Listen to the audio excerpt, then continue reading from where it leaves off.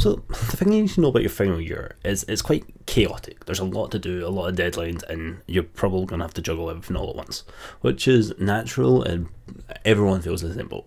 There's too many deadlines, they all come up too quickly, and you may procrastinate one or two things, but at the end of the day, you've got to get it all done at the same time. But even with university, while you're still going and juggling all these things and having a social life and all that, you still need to be looking for applying for jobs.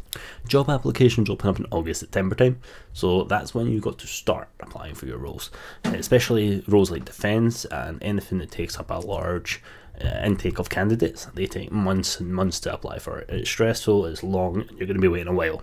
You should be applying for multiple roles. If you've only got one role nearby and you're not willing to move, that's a bit of a different situation. You're going to need to really focus on that role and try and get that if that's your goal.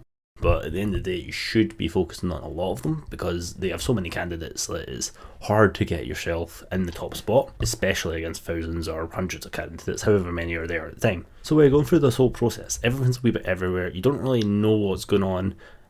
You're thinking everyone else is ahead of you. You're thinking your other students have got it all figured out. They don't. They're all lying to themselves if they think they do, to be quite frank. Nobody has it figured out in your last year.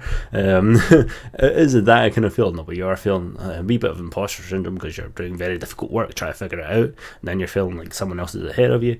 That's all natural and it will all come.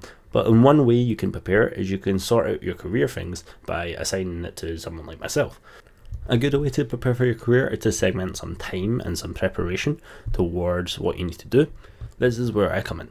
I can give you a set plan to follow, I can give you recommended hours to follow, and if you can set to this plan every single week where you're applying for jobs, setting up your career goals, setting up your skills pathway, then in that case, you can have an idea of what you're doing while you're looking for jobs, rather than just randomly going out into the blue looking for jobs, hoping for the best, because that's essentially what I did, and it worked out for me, but I was quite lucky. Quite a lot of people around me just weren't able to achieve that, and there's a good reason for it, because it's a very hard thing to do.